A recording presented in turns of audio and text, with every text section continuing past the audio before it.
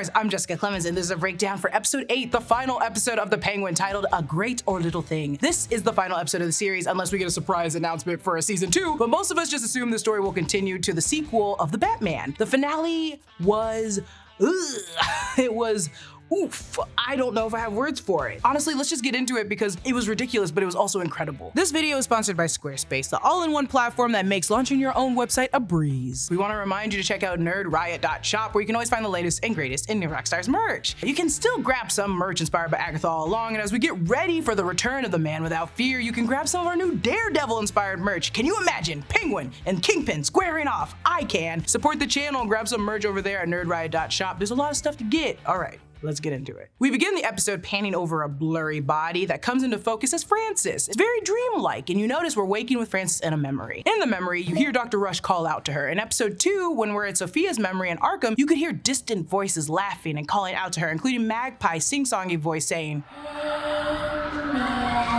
What's interesting here is that memory of the dream ended with Alberto being shot in front of Sofia in Arkham's visitation room. Not something that actually happened, but more of Sofia's nightmare. So can we really trust everything we see in this memory of Francis? Or is some of it being distorted by Dr. Rush? Something to keep in mind, just if we see Dr. Rush in the Batman universe going forward, his methods could just be fraudulent. We already know it's not ethical, but he's also just a bad doctor. Francis, after the death of Jack and Benny, is not in a good place. We saw this when Oz made her dinner in the last episode flashback before going to Monroe's. We used the mirror to establish that this is a memory of the actor Emily Mead returning as a reflection in the mirror. It's a clever move to use current Francis, aka older Francis, in this whole flashback to really cement that Dr. Rush is forcing Francis to relive those memories. Also, I love these shots framed in a circle, Rex in the peephole, and the clock, of course. Yeah, it helps frame the point of perspective, but I also like it distorts and gauges our immersion in the plot. We're like Dr. Rush and Sofia just looking in, or like a fly on the wall. And speaking of the clock, it reads 11:30 a.m., really cementing her depressive state, though I'm never up by 11:30 a.m. if I don't have to be. Rex does seem to care about Francis, calling her Fran and checking in on her, or maybe he just misses the woman who helped cook his books. Though, like Oz said in the past episodes, I do think he really does work for the neighborhood and actually cares about everyone, including Francis. Rex does a really nice thing, and he offers to pay for Jack and Benny's funeral, though she doesn't seem to want to have one. So where's the bodies at, Francis? Why don't you want to have a funeral? Later, spoiler, it's revealed that she knows Oz killed Jack and Benny, so that could explain why she just wants to ignore all of this in the first place. Francis says this goddamn line that it's horrible. Oswald has always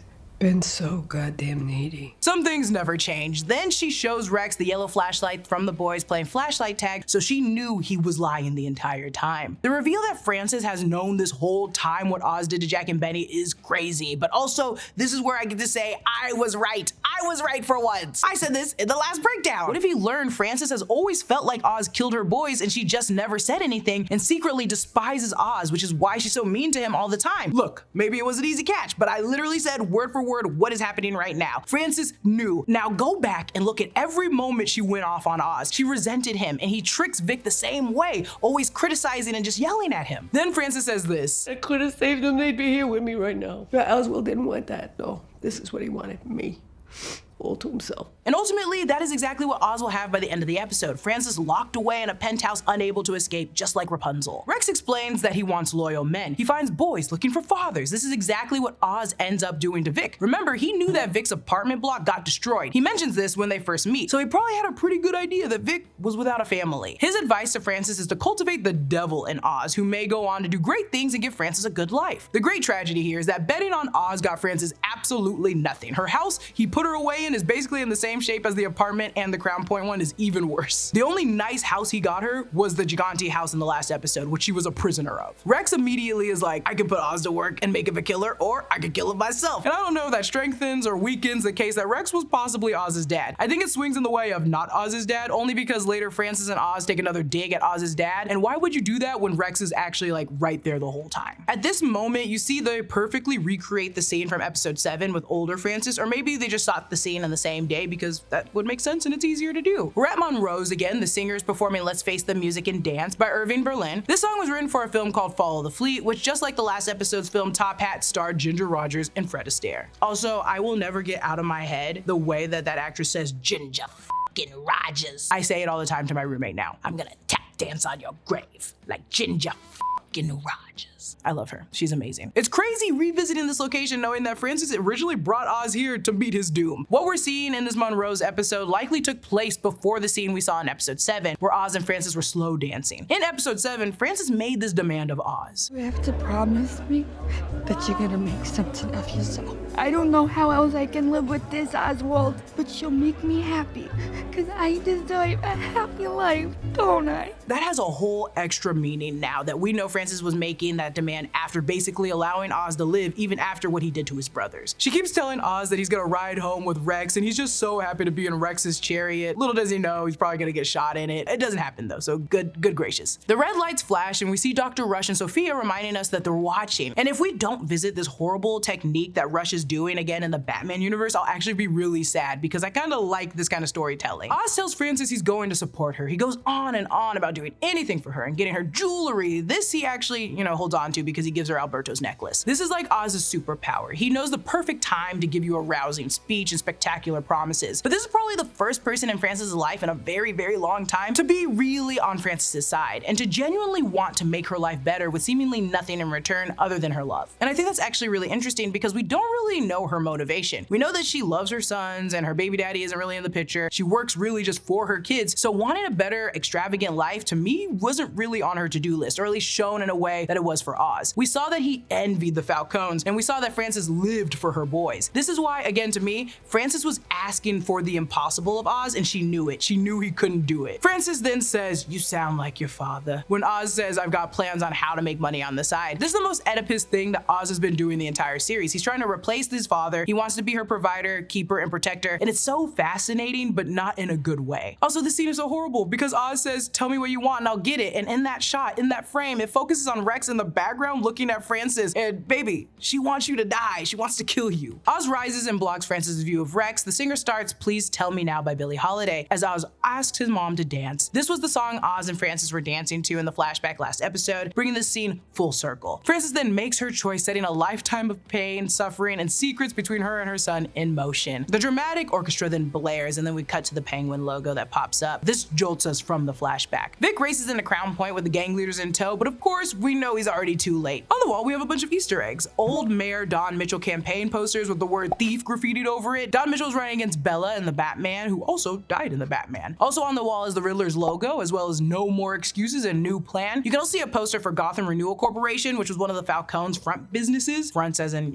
for money laundering. It was founded by Thomas Wayne after his death, though crooked cops and folks just used it. There's also a poster of a silhouette of a police officer with the phrase "protect or abuse," and with the GCPD, it's definitely more abusing than it is protecting. Also another Riddler symbol with the phrase "Gotham's new face." Previously in episode 1, there was a QR code with the phrase "Gotham's true face," maybe indicating that while the Riddler may still be locked up, his movement continues on. Vic gives a very Oz-like speech, telling the gangsters they shouldn't let the Gigantes walk all over them, but he doesn't quite have that Oz magnetism though, and it all falls flat. But this is another example of Vic taking on Oz's mannerisms and shows his loyalty to Oz just like Oz showed to his mom. It's also a glimpse of Vic growing into Oz. I'm not trying to play devil's advocate, but these folks only know what they see, which is that Oz is giving people jobs or trying to help the community in some way at least. So Vic sees that good in what he's trying to do. Hell, Oz thought he was a good guy too, but that's the thing, no one's good in Gotham. So Vic's still headed down a bad path regardless of the good we see in him. Exhibit A, here at the next scene, Link kind of saved Vic's life here. However, it also sets up that Vic is getting through to Link, which can domino effect later like Oz did during the Gold Summit. He is becoming Oz. We're now at Monroe's with Sofia. The sideways shot reminds me of Oz standing over Sal's body last episode. Sofia has this red scarf wrapped around her neck, and I can't help but think of the hangman's noose. The scarf, reminiscent of the noose, poetically is linked to her heart, and I love the symbolism. She's metaphorically just kind of killing herself. She's also wearing what I assume are a pair of classic red bottoms. These shoes are notorious for the symbolism, empowerment in women and confidence. When I see people wearing red bottoms, I shudder. It's money, it's badassery. She's having a full-blown moment. Also, Oz has come full circle. He was tied up in front of Sofia in the first episode, and now look at him here, tied up in the last episode too.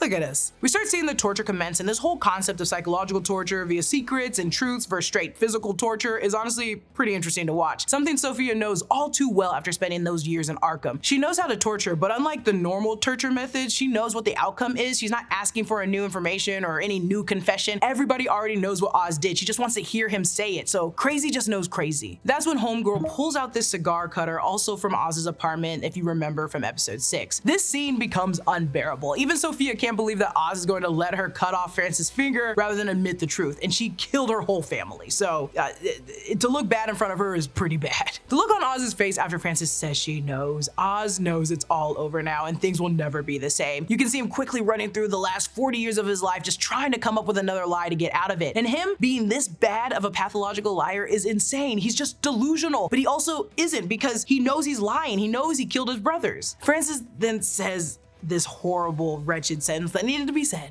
You're a disappointment. You're a waste of space. I wake up every goddamn day sick that I'm your mother. I should have let Rex kill you when I had the chance. Then she stabs him and then says, "You're the devil, you're the goddamn devil." And these are the last words Oz will ever hear from his mother. Whoo, take me out.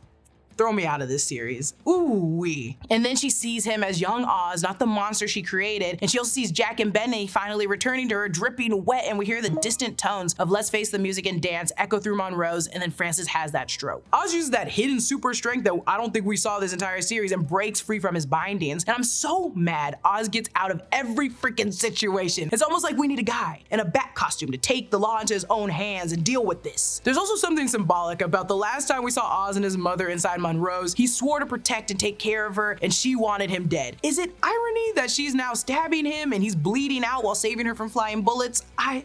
It's like, hold a mirror up to yourselves. Outside, good old Detective Marcus Wise just using drops on the street outside Monroe's. At least he's staying loyal to Sofia and not using Oz's bliss, and then he's dead. He gets shot right through the eye that he just put the drops in. I like how the blood splatters on the camera lens. It reminds me of Saving Private Ryan. The blood splashing on the lens make the audience feel like they are right in the middle of the action. The song playing right now before he dies is Message of Love by Craig Brown, and nothing loving is happening in this moment. We also see outside Monroe's Bar 8 Billiards and Lounge. This is a reference to 8 Bar from the Batman the Brave and the Bold, and Bar 8 from the comics. Both were villain bars where Batman villains would hang out and socialize, and they had an 8-ball billiards theme. Picture this. You're not a cook, but you've got to make Thanksgiving dinner. The dream scenario is that you could just use some magic tool that made it easy to choose how many people you have to feed and what kind of sides you wanted. Maybe you'd also add a few extra frills for place settings, a special carve out for the kids table, and some options for dessert. Now swap out making Thanksgiving dinner for building a website, and the magic tool you're dreaming of is Squarespace. Squarespace is an all-in-one tool that gives you everything you need to do to make a website that looks good and does whatever you need it to do. Hands down, the best feature Squarespace has right now is the Design Intelligence tool. It combines 2 decades of industry-leading design expertise with cutting-edge AI technology. It makes it so easy to build a bespoke website tailored to your unique needs. And if you're doing any kind of business online, you know firsthand what a headache payment platforms can be. But with Squarespace, you can get started in just a few clicks and start receiving payments right away using popular payment methods like Apple Pay, ACH Direct Debit, Klarna, and more. Plus, Squarespace helps you get your site discovered fast with a suite of integrated SEO tools. Every Squarespace website is optimized to be indexed with meta descriptions, an auto-generated sitemap, and more, so you show up more often to more people in global search engine results. Head to squarespace.com for a free trial, and when you're ready to launch, go to squarespace.com/newrockstars to save 10% off your first purchase of a website or domain. Vic heads over the bridge, and then we see the exit Bristol Township. This is the city near Gotham where Bruce is from in the comics. It's also for the rich. It's where the rich, naughty people are. At the hospital, Oz is stapling his own gut. I don't think I can show this. I don't think I can show you, but he's stapling his own gut, and he's a tough guy, but he won't even tell Vic that his mom stabbed him. He blamed it on Sofia. So is he really tough, or is he just a mama's boy and he just sucks? Vic, only seeing the good in Oz, gives him a little pep talk, just like he's seen Oz do so many times. Oz stutters as he says, "She'll never look at me again." We've seen Vic take on a lot of Oz's mannerisms, but this time it's like they flipped it. I know it's probably due to him just being scared, but in this moment, it's Vic that understands and can console him. Oz says this. "She'll never look at me again, all right? Unless I get this done.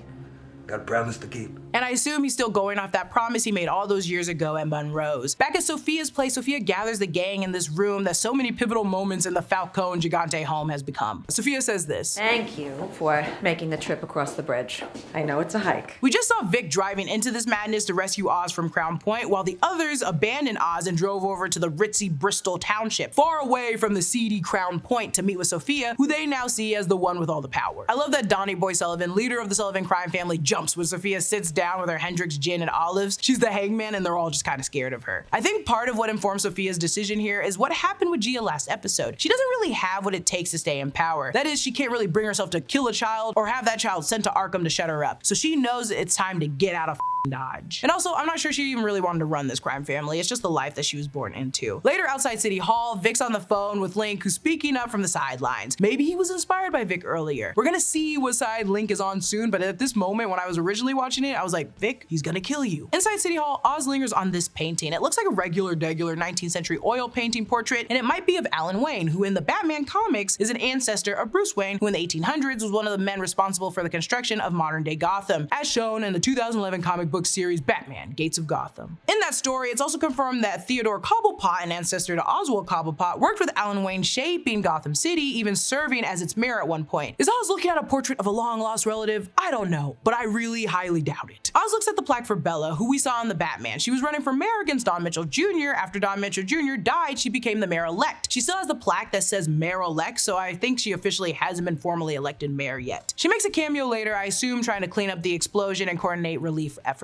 Councilman Haiti makes a return. Oz lets him in on what happened at Crown Point. Oz tells him Sofia Falcone blew up the Bliss Lab, which, you know, is true, but tells him it was run by Sal Maroni. With his back against the wall, Oz has turned to the most powerful gang in Gotham City, and it's the government, baby. That's always been what Gotham is about. Haiti is suspicious, but Oz finds a way to hang all his actions on a war between Sal and Sofia, even the death on Nadia and Taj. Though his plans always go belly up, this one's pretty slick. Was he thinking about it since day one? I don't know. I don't want to give him that much faith, but I'll get into it soon. This is what Sofia was really lacking the entire series. It was an actual plan. Sofia takes a moment with her father's watch. We saw Alberto show Sofia this watch before he gave it to Carmine for his birthday. Pop's gonna lose his over it. Yeah?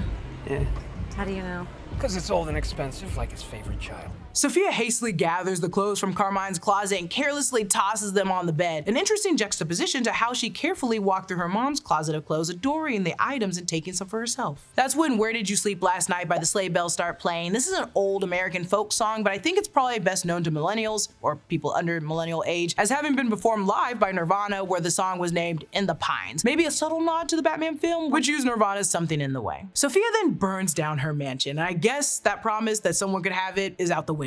This outfit she's also wearing is stunning. She looks like him from Powerpuff Girls. There's something about Francis calling Oz the devil, and then we see Sofia stunt out of her burning mansion in an all red outfit like a figment of the devil herself. I just love her entire being. She also finally burns down that portrait because she's done with this family, and she leaves. They're now at the hangar. The lighting in this scene is so nice. We should have known immediately that this was a setup because they lit Sofia kind of like they did Sal underground last episode. The light is coming behind all the gangs, and it's nothing but blue light on Sofia's team. All the while, Sofia is wearing this red number, so in contrast, it actually complements the color scheme. Red, known for confidence, love, and passion, while blue represents sadness and isolation. She's dealing with all of the emotions. Once the setup goes down, they're back in the car. It's just like old days, and they're listening to this song. I'll put it down here because even in the script we wrote, I don't know how to pronounce it. The song is a daughter singing to her father, begging him to help her marry the love of her life, and I believe the version they're listening to is this one by a Spanish opera singer. Sofia dejectedly checks the door, already knowing that it wouldn't open because the child lock is on, and she's trapped again. Oz tells this full-blown speech about getting the gang's underdogs to turn. They just wanted to be more, just like Oz. I love Sofia, but this is the reason why I'm kind of on Oz's side just during this debacle. The rich versus the poor, but also the working versus the ruling. They all want a chance to be at the top, and I think Oz is giving them their best option, a chance to fight for it, which she could never really do, or she just doesn't know how to do. I love how Sofia is rolling her eyes at Oz's speech. She spent 10 years in Arkham because of this man, and she understands, but not in the same way they do. They may have both been hurt, and they both have wounds, but their wounds are different. And Sofia calls it like she sees it. Oz, man of the people, my ass. He's not a man of my people. Then we get this scene, which is very similar to the scene from The Godfather. At the end of The Godfather, Michael has all the other heads of the families killed at once. They did a similar thing in Breaking Bad when all the informants were killed in prison at the same time. Sofia looks on at the bridge in the city lights. We saw Vic driving over the same bridge earlier based on the angel statue on the top of the arch. This scene reminds me of Oz and Vic in the first episode, where it seemed like Oz would just kill Vic because he didn't need him anymore. This whole moment from the city lights going blurry to the helicopter light shining bright in her face is just chef kiss. It's revealed Oz has framed Sofia again, though she did blow up Crown Point. She can't run from that. And it's just like that. It's so easy. She's gone. I'll say that's the difference between Oz and Sofia. Sofia's not really a criminal. She's not good at this job because she's doing it out of revenge, not money, not power, or a purpose like the rest of the criminals in Gotham. She's just mad. So it makes sense, unlike Oz, she never thought, what if I get caught for killing a family or for blowing up this entire poor neighborhood? Back at the hospital, we get this scene. Your son, I'm the king. It's what you wanted, Ma. Except we know now that Francis really wanted was to be taken care of following the murder of Jack and Benny. Oz always thought it was about her wanting him to succeed, but really she ended up being just as selfish as he was. They are both deeply, profoundly selfish people. He claims he did it all for her, but that was a lie too. He's always been looking out for numero uno, himself. I know I talk about it a lot, but the lighting in this scene is similar to when Oz was repairing the generator by lantern light. This hospital room is weirdly just too dark, and Vic is literally in the shadows, and our beam of light highlights only Francis's hospital bed, like an angel or the innocents. When they want these villains to look redeemable or honest, they light them with these really white bulbed lights. When they're struggling to find that honesty or truth, they're still dimly lit, but cast half in shadows, which we see now with Vic and Oz. Oz and Vic have come full circle too. One of their first scenes after dealing with Alberto's corpse was hanging out by the river where Oz was going to shoot him, and he kills him by the river in the end, strangling him to death. Noah kept saying Vic was gonna die and not make it out of this season, and he was right. Him struggling in his fancy new shoes, Oz realizes that he absolutely cannot be on the top and have people he cares about in his life. Vic told Graciela on the rooftop the night of the flood he loved looking at the city skyline and kind of getting it from the bottom view now. I disrespectfully, horribly, and unfortunately understand why he did this. It doesn't mean it doesn't hurt any less. I really loved Vic, but we just witnessed every single mob boss murdered by their own versions of Vic's. Additionally, if Vic keeps growing in his gang business, which he will, the city will swallow him whole. He'll become a Link or an Oz or a Donny Boy, and he'll always have that leverage on Oz of knowing his weaknesses. This is why Spider-Man never shows his face, to protect those he loves. You can't let them know your weaknesses. The part that's ridiculous is the ease it took him to do it. He's just completely unfazed. But when you think about it, he barely had heart-to-hearts with Vic. He was always yelling at him or berating him. We only felt what Vic was feeling because we saw the other sides of him that Oz never really cared to see. Though I do like they solidified he's a bad guy, and he always has been and he always will be. Y'all know I love a good villain, and this year I got Agatha being Agatha and Penguin being Penguin, but damn, they're just straight up villains. And look who's back working at Arkham Asylum, Dr. Rush, happy to be in charge again, not getting tied up, or maybe he just loves being with Sofia 24/7. Sofia then gets a letter from Selina Kyle. Catwoman. Selina definitely had it out for Falcone as well, so they definitely have a lot to talk about. And the black envelope that is delivered is honestly just a great touch. I think this is also just nice in general because Sofia did care a lot about her brother because he was the only one actively trying to get her out of there, knew she was innocent, but also would visit her in person. So if she treats Selina like Alberto, she'll get her version of Alberto again. We see now Oz has the top floor apartment that he promised Francis he'd get her, sporting a tux, top hat, and a purple Rolls Royce. He's completed the Penguin look. The building Oz is walking into says the Crown. Some of the lights are burnt out, so maybe Oz recently bought or acquired this building, and maybe it's still in Crown Point since we can see the view of Gotham. A single tear falls down his mother's face. Low-key, this ain't what she wants. She never forgave him for killing his brothers, but also, this ain't a penthouse. This is just a really nice attic. He then says this. I know. It's everything you wanted.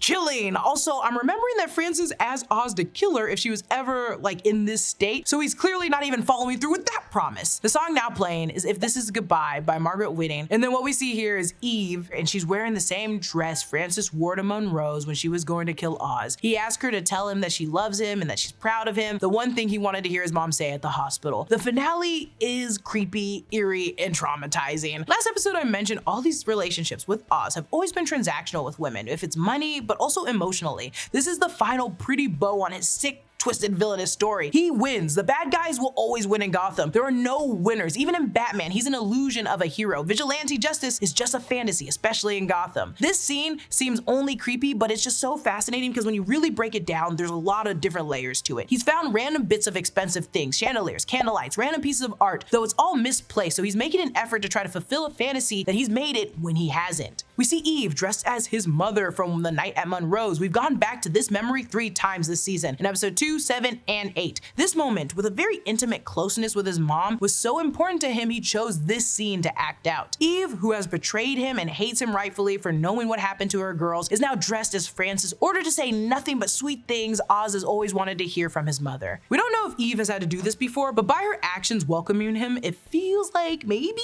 I Either way, she wouldn't know this is a memory of Oz with his mother, so there's truly no harm in doing this. She's hired to dance with him and be intimate. Nothing's wrong with that, but what's wrong here is Eve is in the position where she can't really even say no. You can see it in her eyes while they're dancing. Oz has put Sofia away, killed everyone. The last thing she can say is literally no. It's also still Gotham. There's no fairy tale ending. She's still a sex worker in this universe who's never fought for, so at the end of the day, staying quiet, grabbing a few bills after dancing with the devil and going home is a better deal. Then thank God we get the bat signal, late as it always is. And then that's it for the Penguin. This series needs no explanation. Truly, it was great. I had such a fun time. It was a roller coaster of emotions and spectacles. I'm so glad we're entering a new phase where villains are just villains. They're bad and they can't be redeemed. Penguin is a bad guy and he will carry on as a bad guy in the next project we see him. Also, if Colin Farrell isn't nominated for an Emmy for this role, I don't know what I'll do. I'll blow up a tunnel. I'm joking. Okay, I'm joking. Please don't believe me. Comment down below your thoughts on the finale. Follow me at Lulu_Clemons. Subscribe to all 3 channels in the new Rockstars network for more breakdowns, news coverage of everything you love. Thanks for watching.